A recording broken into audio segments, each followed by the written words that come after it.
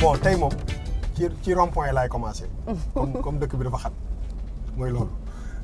tey dama am benn gan bu rëy gan boo xam ne defe naa li muy génn télé nag bëriwul li muy def ay interview yooyu je vois que dafa xaw a raar. dëgg la.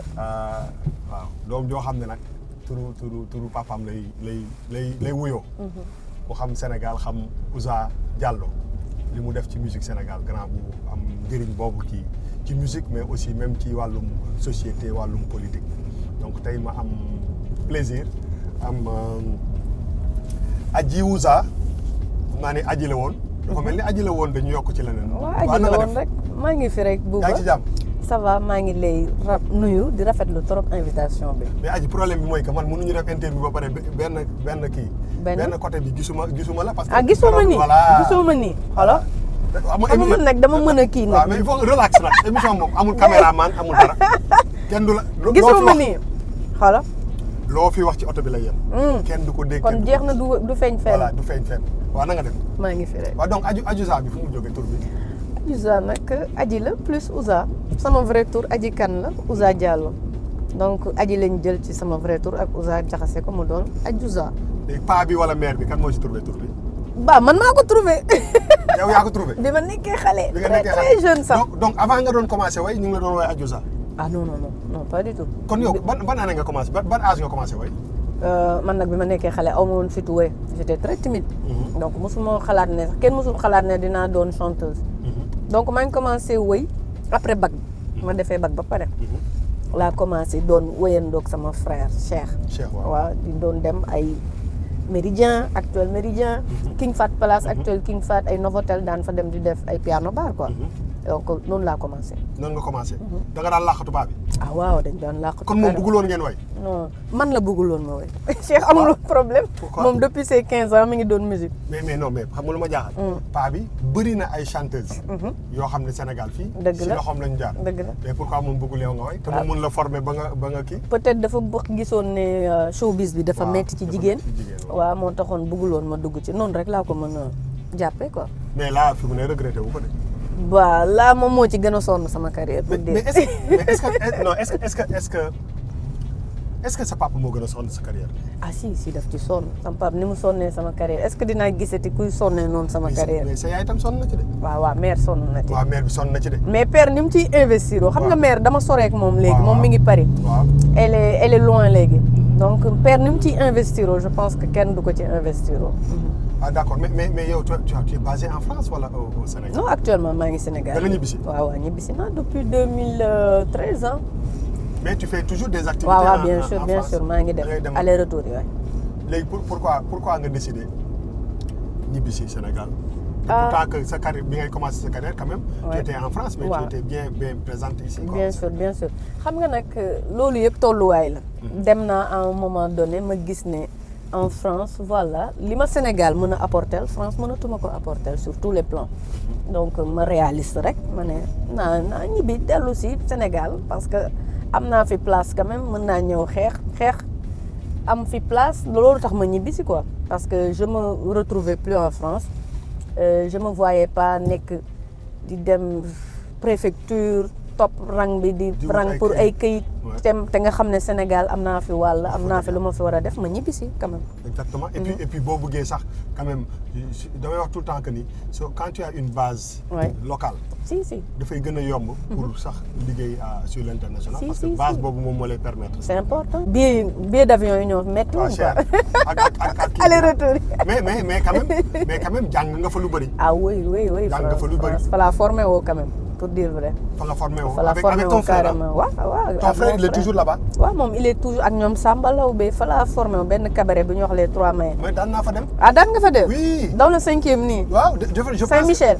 je pense que am na benn jour ma dem fa. gis naa la sax ngay joué. c'est vrai joué nga 2 morceaux dama daal parce que Samba Lawbe xam nga c'est vrai Samba Lawbe moom suñu waay la. dëgg la donc dama doon naa bu ma demoon France. am na ay 2-3 reprises yoo xam dem naa seeti ko. c'est vrai foofu ci cabaret boobu ci cabaret les 3 mai. voilà 3 mai Samba Lawbe moom nag moo ñu jàppale nag France lu bëri sax moom moo tax ñu ñëw commencé 3 mai te 3 mai ça a été incontournable ci sama formation daf ma formé bu baax quoi. mais être un artiste. et vivre en Europe. Voilà, en France. Oui. Ça doit être difficile ça. Ah oui, c'est complètement compliqué parce que ay réalité yu bokkul la woon xam nga ñun bi ñuy jógee fii Sénégal gars yi dañ doon def wóod maag sama frère gars yi naan bu ngeen demee France da ngeen fay toj affaire yu wóod yi day marché et c'était vrai mais je pense que wóod léegi jaaxalatul européens yi tubaab bi parce que ñoom Youssou Ndour ñoom Salif Keita yëpp ay exemple la ñu Angélique Kidjo gars yi yóbbu nañu wóod musique boo xam ne nii sori na sori waaye boo xam ne nii balaa ngay defate lu jaaxal tubaab yi lu raw loolu dina metti torop donc nag ñun dañu jàppoon ne wóot bu ñu demee rek day yomb moo tax ma defoon chanson je me voyais déjà sama premier album yaakaaroon nañ ne bu ñëwee Paris day yomb ñëw am label commencé connu partout commencé toj mais dañ dem 1 an 2 ans affaire yu yombul gën a metti sama frère bi mu ci maaree mu ne ma est-ce que doo dem Sénégal nga def foofu benn album je n'y croyais pas quoi donc noonu c'est parti de là ci laa ñëwee Sénégal gis ci Ibou Ndour mu ne ma demal ci Ibou Ndour nga def sa premier album noonu la ñëwee quoi. donc Ibou Ndour moo def sa premier son. bien sûr moo ko njëkk a def le premier album. waaw donc c'était top. waaw c'était nice. est-ce que boobu gënul neex ci sa morceau yi sax. Nobel. Nobel waaw. xam nga gars yi nag ku nekk ak bi la dàkkal. Nobel parce que y avait quand même. c'était du mbalax mais ak benn mélange. bien sûr ak mélange. waaw bu xaw ak mélange bu intéressant voilà. waaw mais léegi donc léegi yow ñibbisi nga Sénégal. c'est pour quand même. exister en dehors de def benn grand théâtre bu toj. non c'est pour quand même avoir ton groupe et jouer. mais bien sûr y a pas que ça sax après moom lay wax gars yi bi ñu may wax ay grand théâtre ma ne leen après grand théâtre y a une suite quand même. y a une suite par exemple maa ngi nekk depuis 5 ans maa ngi nekk ci benn album international bu taw a génn par exemple. donc loolu foog ñu lijjanti ko album boobu génn ñu mën a passer à autre chose ci beneen étape quoi. Exactement. en quelque sorte mais du affaire bi du woon. def grand théâtre et puis c'est fini quoi parce que grand théâtre ñëpp def nañ ko en quelque sorte tout le monde l'a fait. mais album international ça suppose que quand même est-ce que boo bëggee def international album international est-ce que c'est pas plus intéressant de le faire en Europe en France. de le défendre waaw ça dépend ci direction artistique bi nga jëloon.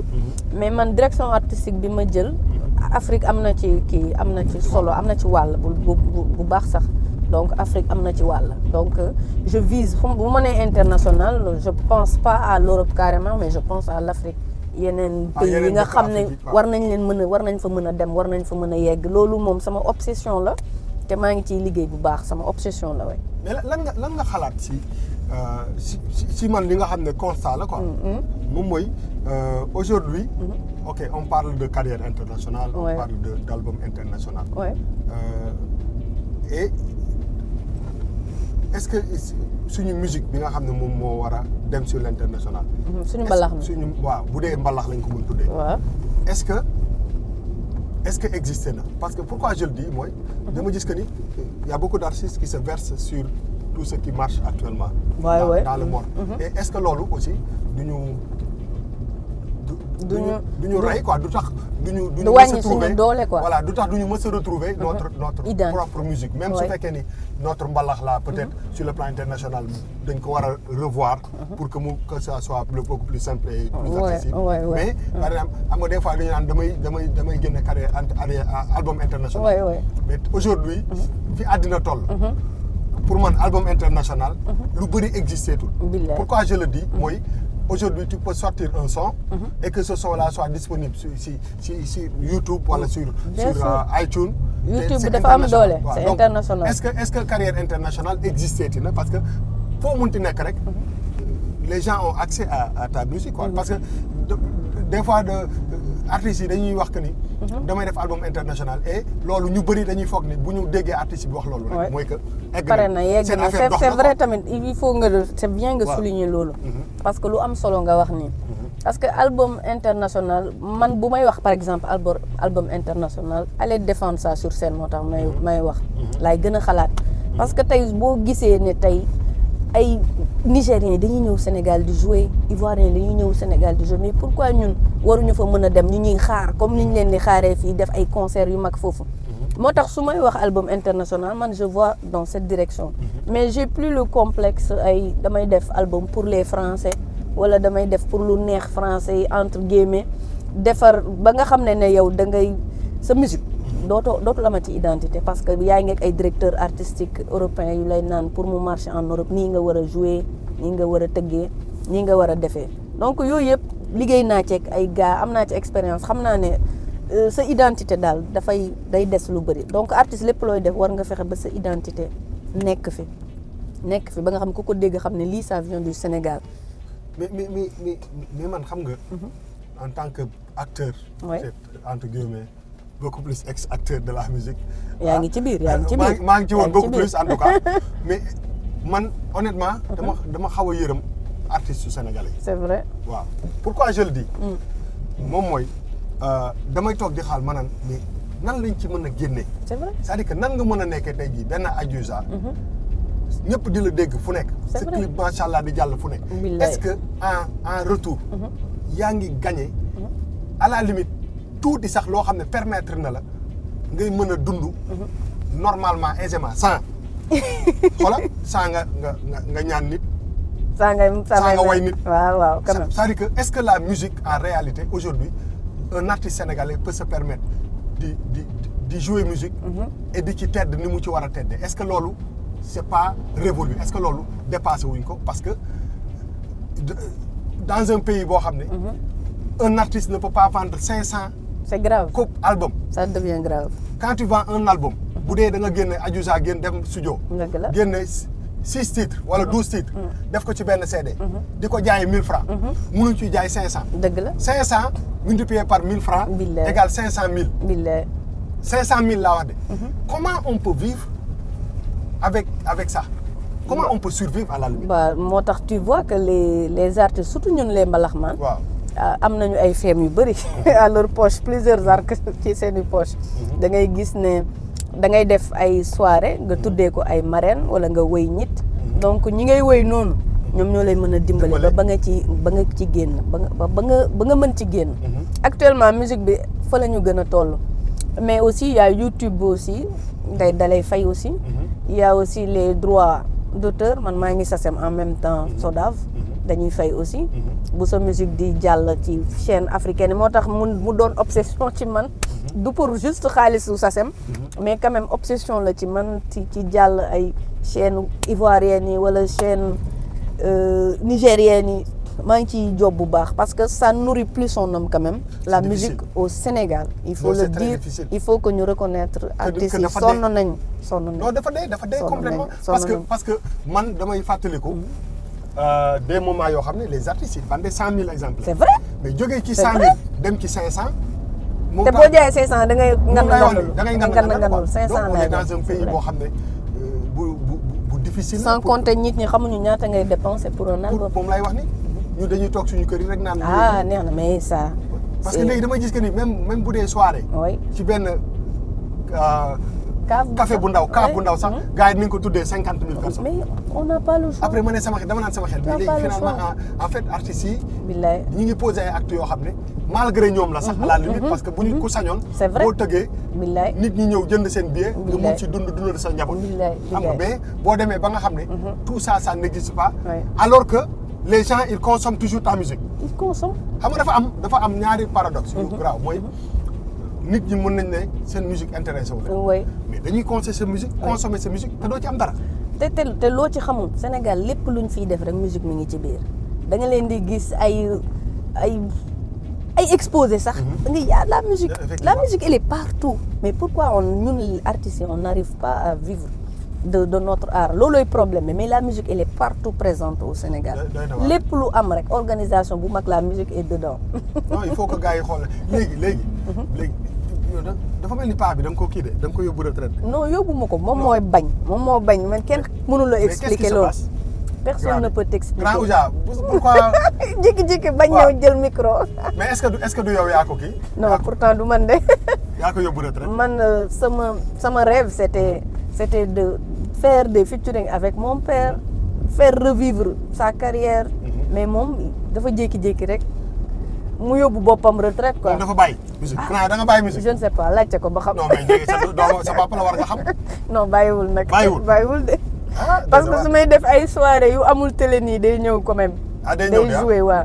mais dès qu'il y a la presse xaw ma média yi lay daw xaw ma. mais est-ce qu'il est impliqué si sa écriture morceau yi. ah si forcément sama papa mooy sama premier conseil quand même.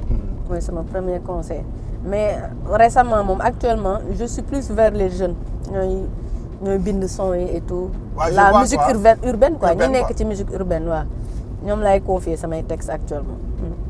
parce que ba may gis que ni ci sa musique quand même y a beaucoup de mélange ah. Ouais, ouais. que da ngay def ay recherche yoo xam ne peut-être mooy indi sonorité quoi boo xam ne yow moom dama seetlu ni da nga ne sa xel man moom chaque année moom dinaa am benn tube moom. pourtant non nag. Ah? billaahi booy defar su may defar ay musique du ma ne dinaa am hit billaahi du ma ko wax damay def lu may sentir point final. Ah? amul musique bi fii la toll wala tollul fii man naa def li ma yëg rek tant que maa ngi ko yëg rek c'est bon su ma yëgee mën naa ko défendre mais suñ ma defloowee loo xam ne yëguma ko rek j'ai du mal à défendre au fait. léegi duñu teg tuuti musique. demal ma gis. Ah? demal ma mu gis. xool parce que xam nga ci mois de décembre bi lañ nekk ba léegi ay keroog moom moo jëlee jaar na fi def fi concert bu am solo. concert. concert la ma defal ci oto bi yow nga ne ma da ngay indi guitare bi après ñëw di ma naan fii la xari jaar vraiment man je m'attendais à la guitare mais indi nga ma benn clé non daal. piano laa la naroon indil piano bi laa sa way boobu daf ma neex cay loof boobu c'est boobu moom xanaa bi la Samba Ndiaye di labat nga ko bind. boobu il faut ñu wax ci de. tey loof. bon xaaral ñu jéem a xool. demal ma gis. waaw on va essayer de voir. waaw tey loof ndeysaan. lan mooy histoire morceau en bi 2000 histoire morceau bi. waaw. c'est juste l'amour entre deux gars. qui ne sont pas de la même génération. ki nga bëgg réellement ak ki nga xam ne moo la bëgg. waa ji defal na ko lu ne taxawu na ko fu nekk mais moom keneen ki moo nekk ci xelam keneen la bëgg c'est juste ça. c'est ça parce que ma am benn xarit. bu doon poser question. waaw mu ne nit ki. nga sëy ak ki nga xam ne yow da nga ko bëgg. waaw ak nga sëy ki la bëgg. ki la bëgg c'est important ban moo la gënal. ñii naan xam nga parce que bu fekkee ne da nga bëgg nit bi. waaw ngeen di sëy. peut-être que. di nga ko mën a muñal. waaw di nga ko muñal nag di nga ko muñal mais aussi boo fekkee ni bëgguloo nit bi. moom tam moom mu bëgg la. moom tam daf lay muñal da lay muñal donc quelque part ñaar yëpp mën na bénéfique. waaw ñaar yëpp mën na bénéfique. waaw ñaar yëpp mën na bénéfique. soo bëggee moom da ngay muñ moom. da ngay muñ de da ngay muñ ki la bëgg tam da lay muñal. waaw ki la bëgg tam. doo ma woyal tuuti. te doo ma ko gaañ. xam naa loo xam na ngay fàtte parole yi. waaw da ngay def ni Youssou Ndour. dégg leen Youssou Ndour dafa bëri ay morceaux ba nga xam ne des fois. wax na dëgg mu teg benn écran man ak grand mu ne ma morceau dafa yàgg. il faut may xool wax na dëgg de je te jure y a tellement de sons. da ngay fàtte woy exclusivité la dama tegal Adiouza wayam. mu fàtte parole yi mu fàtte texte bi. non fàtte woo ko quand même bii yàggul loolu. waaw bii 2012 quand même am na yu bëri yu fi nekk. defuma ndax ma rappelé waxuma lu ko jar tasul tooñu te xamul ne sama xol kenn na fa fees nan laa ko koy waxee defuma lu tax waxuma lu ko jar tasul tooñu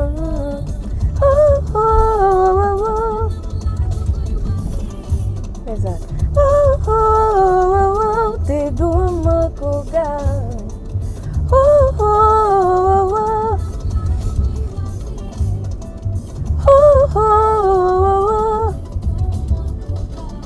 oh balma nan laa ko koy waxee te duma ko gaañ this nama oh baby forgive me man tayu ma li ma daan mbëggeel bu la songee man la yow ba affaire ci moom dama ci mën a ànd ak yow ba pare dama gis que ni yow ci scène bi da ngay dem de. damay dem de chaque jour sama papa bàyyi fecc bi. non fecc bi c'est bien je trouve que c'est bien ça. c'est plus fort que moi damay taxaw sur le jékki-jékki rek commencé. dama lay gis kañ.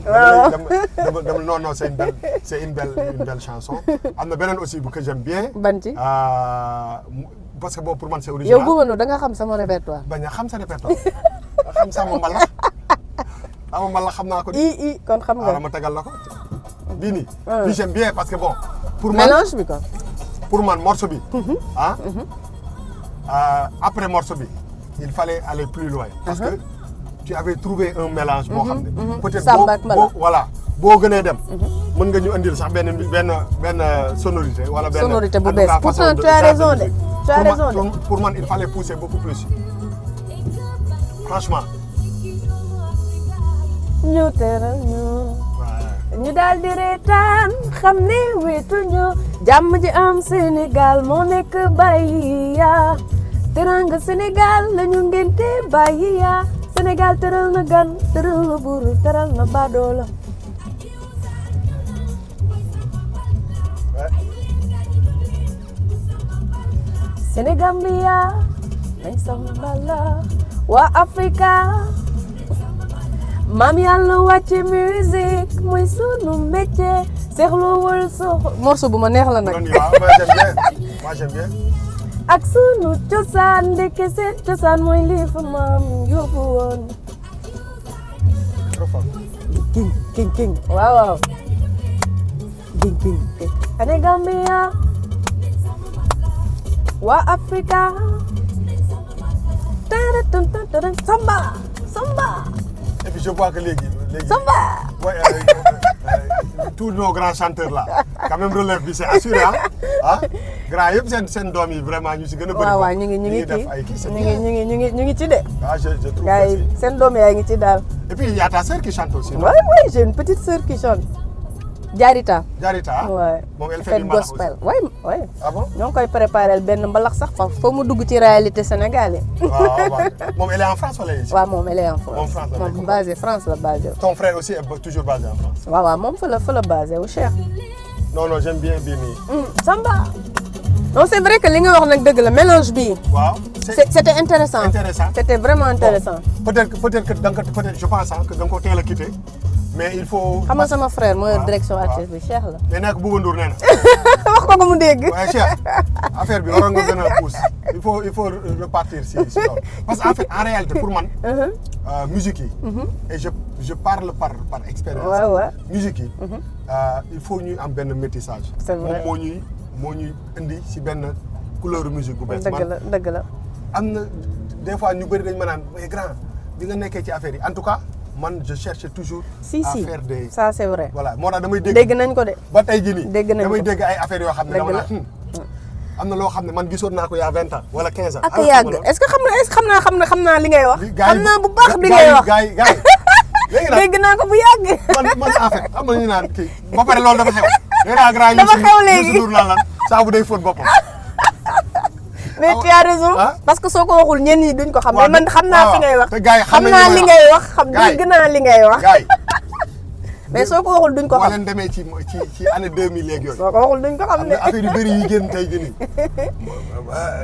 kii woon naa ko de. waaw ko ah aju dëgg la commencé woon dëggantaan. nga ko yàgg la billaahi Ah. wallaahi dëgg la dama koy dégg. bokk na ci ñi ko waaw. njëkk commencé Mais en même temps aussi, il y a beaucoup de nos musiciens qui sont partis là.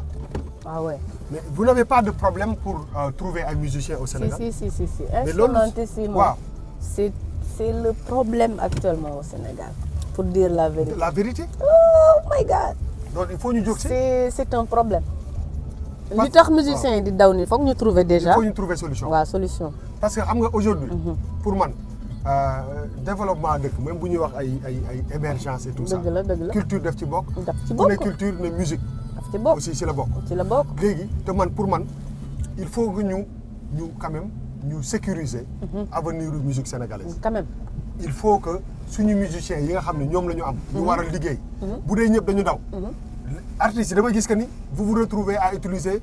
Les mêmes musiciens. les mêmes musiciens da ngay xaarante kañ xaarante moo fi am bu metti parce que da ngay xaar diw def ba pare ngay doog a programmer sa boss tellement on a plus de musiciens ñëpp dem nañ il faut qu'on s'en occupe parce que xam nga man bon moi je connais pas le ministre de la culture. ouais xaw ma woon ministre de la culture bi fi nekkoon avant.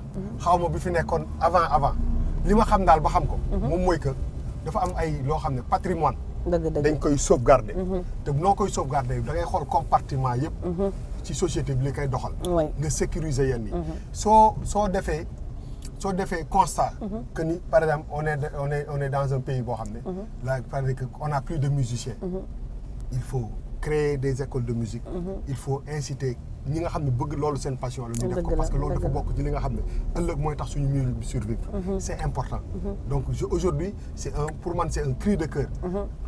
émission bi gars yi dañ koy seetaan ci àll bi. dëgg la aussi ci dëkk yeneen musiciens sénégalais yi nga xam ne effectivement pour des raisons yoo xam ne ñoom ñoo ko mën a ñoom ñoo ko comprendre tax nañu dem dëkk extérieur mais pour man aussi il faut pas ñu bàyyi suñu dëkk bi mu orphelin de bons musiciens. mais booba xam nga lépp loo gis rek dafay laaj suivi. xam nga yaa ngi doon soulever benn question bu am solo sànq ci nous les artistes sax ñun ñii jël micro les leaders. ñun bu ñu amee problème musiciens yi dinañ fa am 10 milliards de problèmes. dëgg la ñun ñii suñu bopp. effectivement ñii taxawul ci kanam. fu ñu amee problème rek ñi ci gannaaw ñi suñu ginnaaw nañ fa am problème doo leen mën a fay sax seen doo leen mën a fay mooy dëgg la et dinañ fa am problème c'est un problème. donc moo tax musiciens yi instrumentistes yi laay wax ñoom ñi ci bëri dañuy préférer dem seen yoon quoi. dem Europe toog fa ñoom ñëpp man ñi ma xam ñëpp a ngi Europe léegi. mais am na si ñoo xam ne bu ñu demee ba foofu dootuñu sax laal instrument. c'est dommage. moom laa lay wax nii quoi c'est dommage non seulement du am na ñoo xam ne dañuy toog foofu. c'est dommage mais dañuy dem di liggéey ci beneen. liggéey dañuy defi leneen dañuy defi leneen. c'est ce qui est dommage et c'est un problème. dañuy defi leneen. donc je pense que grands yi il faut ñu jàpp si. waaw les grands musiciens les grands artistes. il faut ñu quand même ñu def réflexion ci loolu. comment quand même ñu insister parce que nous notre musique là. c'est une musique jouée. Sénégal ngay ñëw ci benn orchestre fekk fa 12 personnes yu joué. dëgg la donc ñun du musique boo xam ne machine moo ko électronique moo ko téye. dëgg la suñu musique bi c'est joué te quand on a plus de musiciens. yu bëri yu doy pour les artistes yi nekk fii. après c'est un problème. c'est un problème ça pose. bu kii di joué que ne dafa war a xaar. waaw ça pose un réel problème. xam nga donc. ñun ñëpp on se partage les instrumentistes maintenant. mais loolu c'est un pour problème. dire vrai au Sénégal on se partage les gens da nga leen di gis ay ñoom ñëpp ay requins lañu ñi fi des quoi. ñi fi des waaw ñi fi des. mais c'est un problème ah. c'est un problème et je pense que on doit aussi ñu bàyyi xel bu baax ci instrumentistes yi aussi ci seen vie sociale. comment ils vivent comment ils sont loolu yëpp tamit war nañ ci bàyyi xel. Là je m'adresse au ministère de la culture directement c'est que ñun artistes yi ñun ñoo gisatul sax sur quel pied danser xamatuñ ko asantuma ak les instrumentistes. donc nañ ñu dimbali quoi. man je pense que il faut un jour que j'invite un musicien. non il faut. waaw ci ngay déggee dëgg. waaw parce que ñoom ñoo nekk ci ginnaaw. dëgg la affaire yu bëri peut-être que gars yi xamuñu ko. te voilà. il faut si aujourd'hui il faut tu joues pour un artiste. par exemple. parce que il faut nit ñi xam loolu. dëgg la parce que des fois dinañ seen nit mu yore guitare. nga foog ni yor na lu bëri. fekk la yàlla xam doon. parce que bu fekkee ni tey jii nii. tu as un cachet de 25000. billaay disons. billaay boo joué 25000 lañ lay fay. nga joué chaque semaine nga joué benn yoon. weer bi ñaata la 100000. billaay waxatu la. on peut pas vivre avec ça. non en tout cas ñoom seen par rapport ak liggéey bi ñuy def. donc le musicien sénégalais est fatigué. est très fatigué. parce moo tax la preuve les conséquences mooy lan ils sont tous partis. voilà bu ñu demee bëri dem nañu. voilà il préfère dem beneen liggéey di gagner benn. bien sûr benn 1000 euros. voilà benn 1000 euros. benn 1000 euros que ñëw fii imagine tu es un musicien connu. à la fin du mois tu te retrouves à gagner 100 000 francs. billaay wala 200 000. wala 200 000. non mais 200 000 yi sax. day métti moom laa di parce que 25 000 sax pour nga yoo xam naa li xew ci game bi. dëgg 25 000 pour gars yi di la ko fay. bu soirée bi doxul nag. dëgg waa ji la mu yor ci poche bi rek lay séddale gars yi. dëgg donc je pense que c'est un problème réel quoi. te loolu. dafa commencer impacter. si qualité suñu musique. parce que xam nga quand les plus grands musiciens ils partent. mais ñi fi nekk. ñoom ci ñoom ngay sukkandiku pour créer. bien sûr te bu fekkee ni par exemple la qualité wala le niveau n'est plus là. au fur et à mesure ñu dem niveau de musiciens yi wala de musique bi dafay wàññeeku. parce que tout simplement.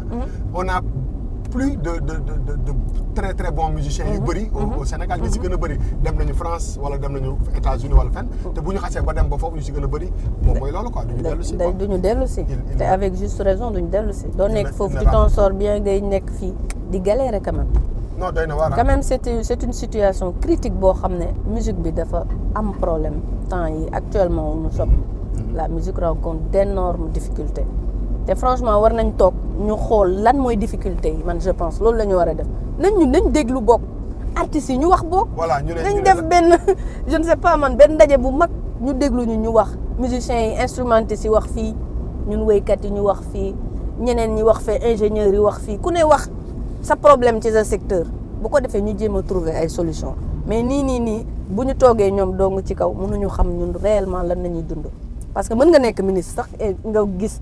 ñi grand théâtre fees nit yi di may xaalis nga ne la musique ça va bien nga ne musique sénégalaise ça va bien parce que nit ñaa ngi feesal grand théâtre di am xaalis fekk ne li nekk ci suuf kenn xamu ko. parce que dafa mel man j'ai comme l'impression que bëri na ay artistes yoo xam ne. dañuy def benn grand théâtre. pour am assez d'argent. bu leen dundal. pendant at bi. parce que c'est pas tous les jours que ñuy mën a def ay performances. bien sûr pour ay prestations. pour am dara quand même. après ça devient dangereux compliqué pour la musique sénégalaise ak survie wu sax. musique sénégalaise survie am sax dafa nekk en danger. moo tax gisoo léegi musique urbaine nu mu commencé di am. nit ñi yor sa benn machine ngay yor teg sa kër lépp nga def ko fa. gisoo nu mu commencé di am doo woo kenn yow dong ngay toog sa machine defar sa musique ba mu jeex jox benn wéykat mu wéy ñu séddoo droit yi gis nga musique bi sénégalaise fu ni mu nekkee. xanaa kon loolu moo tax nga dem ci jeunes yi. di ci nga ñor nag. non billaahi du loolu mais xam nga rek da ngay xool ne y a des am na crise boo xam ne buñ fi nekkul musique sénégalaise ci boppam la ñuy rey qu'on se dise la vérité parce que nouvelle génération bi yëpp xale 13 14 15 boo leen gisee ni ñu nekkee ci musique urbaine da ngay c'est impressionnant. C'est impressionnant. Mais donc yow tu penses que par exemple musique sénégalaise. Tu penses que avenir bi ci mbalax bi la nekk wala nekku ci. par rapport à cette nouvelle génération bi ngay wax. actuellement nouvelle génération bi ma gis. ñoo ngi génn ci mbalax bi de. ñu ngi ciy génn ñi ma gis nii. ak li ma gis sama constat bi ma def. nouvelle génération xale yu ndaw yi doog a ñëw nii 13 14 15 16 ñu ngi commencé génn nànk ci mbalax bi te nag mbalax nag mënuñu ko bàyyi mbalax mooy suñu identité loolu dama koy yuuxu fépp mooy suñu identité façon woyunu mbalax far yoo ñuwaa la gay naago xalam yi sabar yi c'est important loolu suñu identité la suñu culture la bu ñu demee ba ñàkk loolu rek c'est foutu pour le Sénégal te nag loolu war nañ ci liggéey bu baax mais boo gisee xale yëpp di commencer dem ci musique urbaine di ci nekk à l'aise est-ce que c'est pas ñun suñu crise bi am ci biir la musique sénégalaise moo waral loolu moo émerger loo yeneen ñi nga xam ne ñu ngi ci beneen musique di ko défendre aussi il y a des problèmes au sein de la musique sénégalaise ci boppam te buñ ko réglé wul tamit dina gën a métti rek day gën a métti te yeneen musique tamit dina judduwaat na mais c'est comme ça la vie ça évolue. Ah, mais est-ce que notre musique a évolué? Le mbalax voilà. Est-ce que notre mbalax a vraiment évolué dans ce sens-là?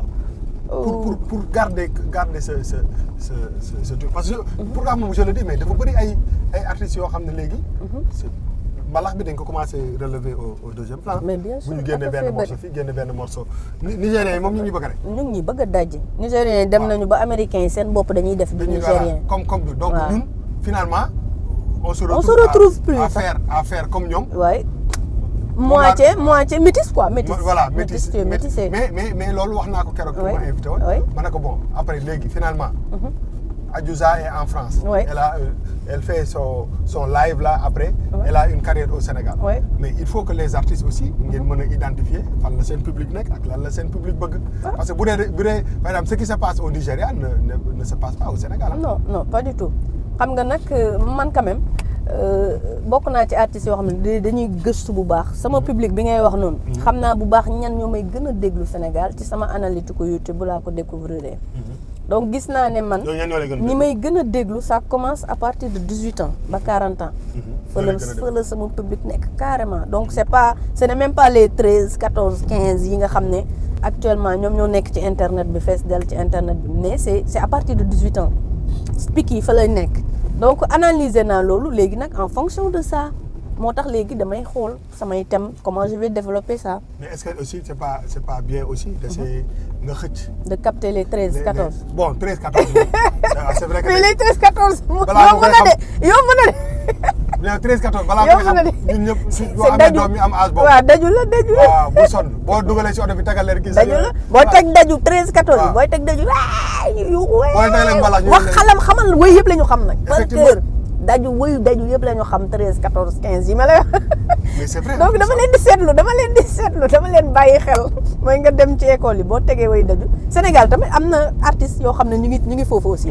jàpp nañu xale yooyu dañu xam seen way gis naa xale yu bees yoo xam ne xale yu ndaw yi xam nañu seen way bu baax dañ ko jàpp par cœur quoi donc nag muy public boo xam ne tamit public bu xale la c'est bien aussi c'est bien parce que xale yooyu ñooy màggandoo ak yow donc c'est bien. léegi yow lan mooy sa projet fu mu nekk.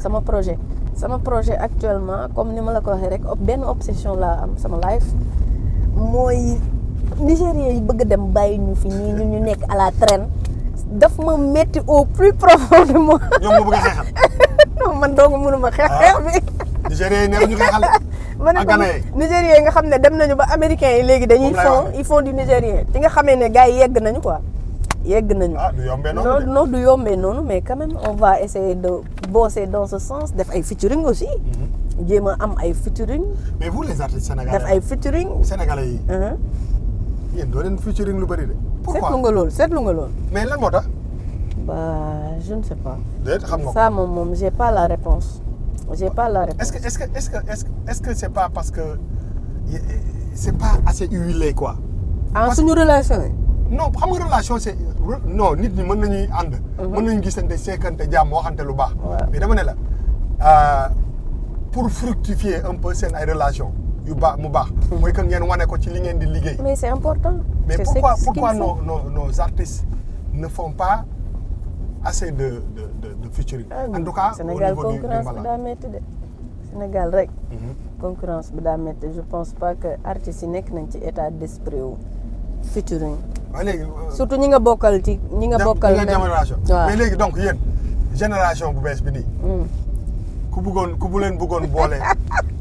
ci benn son waaw yu bees yëpp. bonne chance. bonne chance non pas benn son benn album. benn album. mais par exemple tey jii nii. su ma jëloon sama téléphone. waaw man la j'ai envie de faire une compilation. ouais. waaw gars yi bu leen yeewu si ma nag sàcc idée da yaa ngi wax sa idée rek dama. léegi benn jour ma ne bon moi j'ai envie de produire une compilation où il y a les chanteuses de ta génération. waaw. en fait il faut même pas def chanteuse disons les artistes de ta génération parce que mën na nekk góor mën na ne jigéen. c'est vrai. est-ce que lan mooy sama ay chance pour loolu kii pour loolu. ça va être hyper compliqué. mais est-ce que yow tu serais partante. bien sûr. c'est bien sûr. doo ma laaj kan ak kan moo ci ne. forcément. mais non mais dinaa la laaj kan moo ci nekk kan ak kan. mais kan moo ci bokk. mais est-ce que xam nga ni musique bi foofu la toll. fi mu xam nga musique fan la toll. ci featuring. dafa mel ni benn loxo bi rek doyatul. benn loxo doyatul fa lañ toll nag. xam nga mais ñun Sénégal comprendre guñ ko. parce que tu sais les Américains comprendre guñ ko. voilà y a des gens yoo xam ne. tu sais les gens peuvent être des concurrents. dëgg. même bu fekkee ni c'est sain. c'est une concurrence saine. bien sûr. mais réalité. def que. ñu bokk son. billaay. par exemple ndem si yàlla si Whitney Houston. ak Mariah Carey. ak Mariah Carey. c'était des ñoom ñaar. waaw nii la woon dafa metti woon mais à un moment ñoom business bi la ñuy gën a privilégié. xam nañ ni suñu boolee seen force yi. day garaaw. ça va Lil Wayne bi nga xam ne dafay rap. oui bi muy commencé nekk ci diggu dooleem. Jay-Z bi nga xam ne intouchable la. dafa commencé woon am succès. benn moment ils ont chanté ensemble. ñoom amuñu problème parce que tout simplement. xam nga loolu lan la lool déedéet parce que benn moment. ils se rendent compte que. pour relancer seen carrière. loolu la ñu war a def. ñu def ko mais est-ce que yéen waru leen aussi benn moment. proposer des choses comme ça aussi aux mélomanes pour quand même il faut mais peut-être yow sa classe kii boo proposer woon ay feat boo gisoon ne diw war na mën a nga dox loolu peut-être ça va être plus facile que l'artiste même ñëw ne allo dama bëgg nga ñëw mais non Adiouza tu peux prendre ton téléphone et appeler une artiste bien sûr ne ko allo mu ne la diw nga ne ko bu nee déedéet nag bu nee déedéet ma des ak sama gàcce. non mais bu def waaw non même pas. bu ne tax sentiruma ko ne. waaw mais non mais par exemple bu la nit ne sentiruma ko. waaw. lu mu dee. yow tu as essayé. xam nga loolu moo am solo. xam nga essayé dara de bonne foi. que nit ki bëgg ak mu bañ c'est pas dit que boo waxee nit ki na la ne waaw mais au moins yow essayé nga. ne diw dama bëgg. ñu def benn kii mais su fekkee ne da ngeen des si man de du ma def ak diw lii. parce que lii. ça c'est vrai parce que je trouve que. ça c'est vrai ce problème là il existe il faut que nos artistes. il est là. Nigeria. mais ñoom ñëpp ils chantent ensemble actuellement. mais bien sûr. mais yéen pourquoi gars yi groupe business la mais ñun nag y a des kii quoi y a des limites quand même. artistes yi def leen ay featuring plus de featuring. vraiment. billaay li nga wax ni day dundal musique sénégalaise. waaw da koy dundal pour man musique bi li koy dundal. da koy dundal il faut que ngeen di jokkalante. billaay da koy xam nga dundal. vraiment je te vois faire ay featuring avec ak plein yeneen artistes d'autres quoi. billaay plein du d'autres jeex quoi da c'est koy important dundal da quoi. koy dundal daal. benn rappeur rek moo leen di woo ngeen def fa benn billaay refrain wala benn dara. refrain dem moom mais laa la entre vous ñi ñu bokkal entre mbalaxmaan. waaw c'est très mais léegi compliqué. ñemewante wu leen. non non ñeme xamul woon lu teew tax. ñu de. léegi bu ñu tëj émission bi nag damay am na benn bii moom dañuy def benn kii rek dafa am benn morceau boo xam ne. il faut ma teg ko ndeysaan. nga woyal ma ko. waaw yaa rasul bi moom daf ma neex quoi j'aime bien c'est mélancolique. oui c'est mélancolique. moom la ñuy tëjee émission bi. ndeysaan. di dóoral fi ay impro yu neex comme temps yi moom ci concert la ñu nekk. sang yi nabi mooy sang yi nabi ñeenti yaat la malaaka Jibril xar dëndëm ba génne lëndëm ba def ci leer ak yërmande ba muy ndaw lañ ko naan al amin te wooteegul ndeysaan non mélodie bi daf ma kii moo tax. ah c'est fort ah. waaw. jooy de. wéer moo tax bëgguma bii ba gisoo boolewuma ko sama répertoire. non bii foog nga woyal ma ko moom. boolewuma ko sama répertoire. woy bu ma sentir la. ndeysaan. ya nabi ya rasulallah salaam alayka. salaam alayka ma woy la ma kañ la. Rasulullah ma woy la ma kañ la ay Rasulullah ndeysaan Rasulullah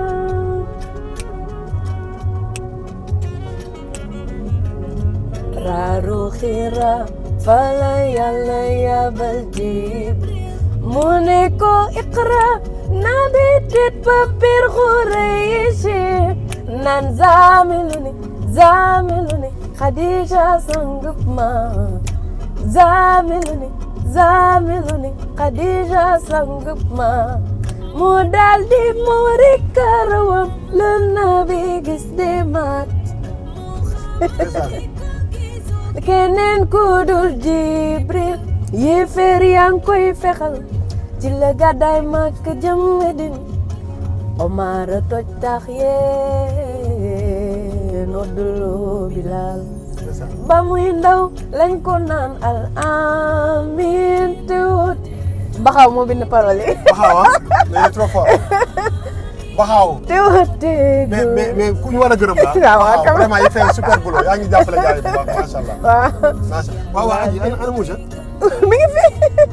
ndeysaan. waaw yow nan ngay def ak rumeur. yow man damaa faale rumeur.